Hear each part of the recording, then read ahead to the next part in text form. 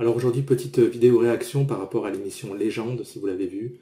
Euh, Ça parle des retraites, des gens qui partent très tôt à la retraite. En fait, il y a exactement 3 reportages dans cette vidéo. Il y a une personne qui a 78 ans, une femme qui est obligée encore de travailler. Euh, donc elle n'est pas encore partie à la retraite, 78 ans. Ça, je valide pas du tout. Je suis pas là pour juger, mais pour moi, c'est un mauvais parcours de vie. C'est qu'elle a mal géré. Euh, donc ça, bien sûr, c'est mon cauchemar absolu. C'est un truc que je voudrais surtout pas quelqu'un à 70 ans continuer à travailler. Pour moi, c'est un cauchemar. Euh, Ensuite, on voit un reportage d'une personne qui a 34 ans, non, qui a 39 ans, et depuis qu'il a 34 ans, il est à la retraite. Donc il a réussi à partir à la retraite à 34 ans, bravo, je dis franchement. Je pense que il y a des gens qui ont vraiment tout compris dans la vie, quoi, qui ont tout fait pour s'échapper du travail, car pour moi, le travail, c'est pas une vie, quoi, du moins. Du moins, le travail, ça dépend comment on appelle le travail, mais moi, quand je dis partir du travail, je parle du travail subi, bien sûr. On peut faire un travail qui est plaisant. euh, alors attention, un travail plaisant, je mets quand même un bémol, hein, parce qu'il y en a plein qui pensent qu'ils ont un travail plaisant, et si tu leur demandes tu ferais ça gratuitement, eh ben, ils te diraient non. Moi, je parle vraiment du travail plaisant, c'est-à-dire que moi, je suis capable de faire des projets au-delà de mon travail qui n'est pas du tout plaisant et que je subis. Au-delà de mon travail, je peux faire des projets qui m'intéressent, qui me plaisent et qui me rapportent pas forcément d'argent. Des fois, je fais des petits plans, enfin, j'essaie de faire des plans business qui n'ont pas marché. Alors, des fois, bah, dans un an, je me suis investi dans un projet, ça m'a pas rapporté d'argent, ou alors très peu. Mais en tout cas, j'ai pris du plaisir à le faire. Et ça, je valide en fait. Donc, si on peut s'enlever du travail pour pouvoir faire des projets et on gagne ce qu'on gagne, voilà, sans objectif, ça je valide totalement. Mais les gens qui travaillent, soi-disant par plaisir, mais quand tu leur demandes est-ce que tu le fais gratuitement, ils te diraient non, donc c'est que tu subis quelque part. Donc voilà, donc les contraintes, tout ce qui est contrainte, t'es obligé de te lever tôt le matin, obligé de respecter ton chef, obligé de rendre des comptes. Tu regardes ta vie, c'est que des contraintes en fait. Et du coup, la personne qui a réussi à 34 ans à partir, j'allais dire au chômage, qui a réussi à partir à la retraite, c'est bravo, bravo. Alors il a la chance, entre guillemets, d'avoir fait des études et de gagner relativement bien sa vie. Je crois qu'il a gagné très vite 3 000, 4 000 euros. Donc il a pu mettre 2 000 euros de côté tous les mois avec un effet de levier, avec investissement immobilier, tout ça. Euh, Très vite, il a eu des rentrées d'argent locatifs. Et donc il a dit multiplier comme ça. Et maintenant, il est dans une stratégie de revendre petit à petit les appartements jusqu'à la fin de sa vie. Alors ça, je valide pas tout à fait parce que je pense qu'il y a une erreur dans ce calcul, c'est que euh, si tu vends un appartement et en te disant oui, je vais avoir telle somme d'argent et te projeter comme ça sur 10 ans, sur 15 ans, sur 20 ans, il y a un problème, c'est l'inflation. L'inflation, tu peux pas trop le prendre en compte, c'est pas évident de savoir combien il va être. Donc pour moi, avoir des revenus locatifs, c'est bien parce que ça prend en compte l'inflation. Ça veut dire que ton loyer, il va continuer de monter et ça peut suivre l'inflation et ça peut te garder toute ta vie. Donc, revendre petit à petit les appartements, je valide pas. Je pense qu'il faut les garder, peut-être en vendre un de temps en temps, mais vraiment je sais pas comment dire, mais par nécessité si vraiment t'as plus d'argent. Mais moi, je serais plutôt dans une stratégie de vivre de mes rentes et de baisser mon niveau. Voilà, je vis pas au-dessus de mes moyens, quoi. Et dans le troisième reportage, donc, il y avait un petit jeune qui a 21 ans et qui, là, depuis l'âge de 18 ans, il met de côté. Donc il gagne que 1 000 euros par mois. Donc ça, je me reconnais, c'est vraiment quand j'ai commencé à travailler. Voilà, mon premier travail, c'était pareil, c'était 1 000 euros par mois. Et je mettais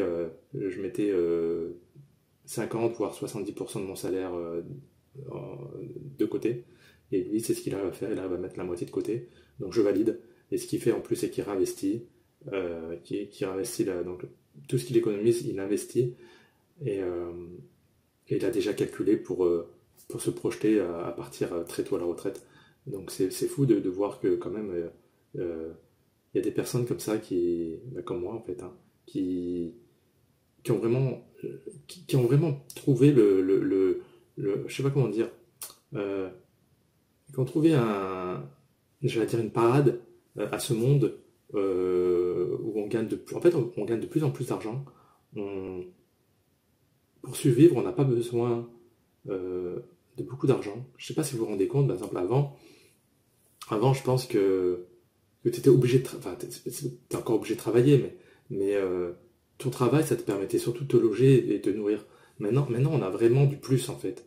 Même un SMIC, c'est ce que j'explique dans une autre vidéo, pour moi, même un SMICard, il a quand même assez de marge pour faire des choix. Ça veut dire que maintenant, on est tellement sollicité, on veut la belle voiture, on veut la baraque, on veut les consoles, on veut les derniers téléphones, on veut tellement de choses, on veut les marques. Mais en vrai, si jamais tu rentres pas dans ce jeu, si jamais tu te dis, non mais en fait tout ça, ça coûte cher et en vrai, ce qui est utile, si je m'arrête au logement et la bouffe, ben, j'ai fait calcul et ben franchement n'importe qui pour... allez, ouais, je prends une marge pour 700 euros, tu peux avoir un petit studio et te nourrir, et payer ton électricité, ton eau et tes déplacements, quoi. Donc avec 700 euros, si t'es au SMIC, t'as 1400 euros, tu peux mettre la moitié de côté, quoi. Tout le monde est capable de le faire. Alors tout le monde va dire, ouais, mais alors c'est se priver, pas faire de sortie, pas faire de machin. Euh, alors est-ce que se priver, moi j'appelle pas ça se priver en fait, c'est-à-dire de pas acheter des choses futiles, est-ce que c'est se priver? Je pense pas. Moi ce que je vois derrière, c'est qu'est-ce que tu t'achètes, quoi. Tu t'achètes une liberté, quoi. Une liberté, ça n'a pas de prix. Donc non, pour moi le calcul est vite fait en fait. Alors ce qui est intéressant, c'est que dans cette vidéo, donc j'ai appris un truc sur moi, c'est que ça, ce phénomène-là, là, d'un coup je rencontre des gens, là, je vois des reportages des gens qui font ça, j'en avais jamais vu. Ça a un nom. Apparemment, c'est le mouvement FIRE, ils appellent ça. C'est des gens qui, qui mettent de côté pour partir plutôt à la retraite. Donc c'est un mouvement, d'après ce que j'ai compris, qui a surtout émergé aux États-Unis après 2008, après la crise financière. Donc à partir de 2010, il y a eu vraiment aux États-Unis comme ça un mouvement qui s'est lancé. Et en France, a été amplifié, il a été connu du moins pendant le Covid, apparemment 2018-2019, où il y a eu une sorte de tribu, une sorte de tribu qui a émergé en France. Et voilà, donc du coup, je suis surpris parce que j'en avais jamais entendu parler. Autour de moi, je vois jamais personne qui est comme moi, quoi, qui économise, qui a un plan, une vision. Du coup, je me sens beaucoup moins seul. Et je suis content de me dire que moi, je fais ça depuis que je crois que depuis 10 ans, depuis que l'âge de 10 ans, je me rappelle, dès que j'avais de l'argent à mon anniversaire, je mettais de côté. Je mettais de côté, et je me rappelle que des fois, j'étais là et je me disais, ah, je pourrais m'acheter, j'ai 45 ans. Donc, quand j'avais 10 ans, on était en 1990. Hein. Et je me rappelle qu'avec mon argent, j'avais pas d'argent de poche, j'avais juste de l'argent à Noël ou à mon anniversaire. Et le peu que j'avais, je la mettais de côté. Et des fois, je me disais, ah, je vais peut-être m'acheter, à l'époque, c'était une cassette audio, machin et tout, un CD. Et je me souviens que je me disais, non, non, en fait, non, ça vaut pas le coup. Je trouvais toujours des alternatives, en fait. Je me disais, pourquoi acheter une cassette audio alors que je pouvais enregistrer? J'enregistrais la radio sur des cassettes. J'ai toujours, en fait, j'ai toujours compensé, en fait. Enfin, c'est pas que j'ai compensé, c'est que je me suis toujours dit, c'est bête de dépenser, tant que je trouvais des moyens alternatifs. Et en fait, le fait d'avoir été comme ça, depuis que j'ai 10 ans, j'ai toujours trouvé des moyens pour contourner, pour le payer le moins possible. Et ça m'a fait un entraînement, en fait. Depuis, je crois que je suis un expert. Je devrais être coach et expert en consommation. J'ai développé une faculté à dépenser le moins possible, en fait. Et à trouver des astuces. Donc, en vrai, quand tu regardes chez moi, je suis minimaliste, mais ça ressemble à une maison, j'ai tout ce qu'il faut, quoi. J'ai plein de choses de marque, mais des choses de marque que j'ai achetées en solde. J'ai des appareils que j'ai achetés en promo, j'ai fait des choix pertinents, j'ai fait des choix malins. Euh, donc voilà, j'ai appris que je faisais partie du mouvement FIRE et qu'il y avait un nom pour ça. Alors j'avais dit déjà dans une précédente vidéo que j'étais un INTJ. Alors je suis un INTJ Asperger Sigma minimaliste et maintenant je suis aussi frugaliste FIRE. Donc mon nom s'allonge. Ce qui est fou, c'est qu'à 40 ans, j'étais Nicolas, voilà, Nicolas lambda. Je me sentais un petit peu différent. Aujourd'hui, je mets vraiment, à chaque fois, je mets un nom sur ma particularité et je me rends compte que voilà, j'arrive à être de plus en plus précis dans qui je suis. Et en fait, ça fait un bien fou, quoi, de comprendre qui je suis et que c'est à chaque fois, c'est des catégories de personnes. Alors certes, je rentre dans beaucoup de cases, donc je suis vraiment unique dans ma catégorie. Je suis vraiment une catégorie à part, mais j'appartiens à chaque fois à des tribus.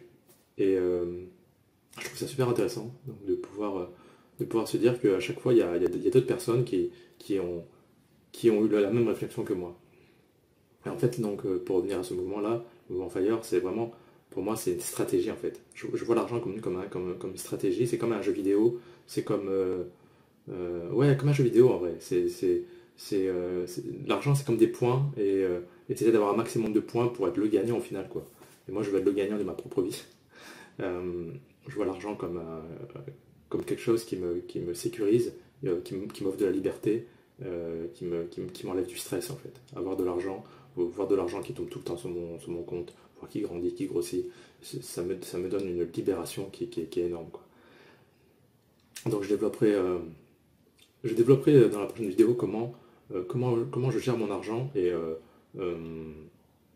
pas des conseils, mais vous donner un aperçu voilà, de ma façon de gérer l'argent tout simplement. Abonne-toi, je fais une vidéo par jour. Si tu veux me donner un peu de force, parce que je débute ma chaîne, ça fait une semaine, mets un like, mets un commentaire, franchement c'est super important pour moi, ça me motive à continuer. Voilà, je te dis à très bientôt.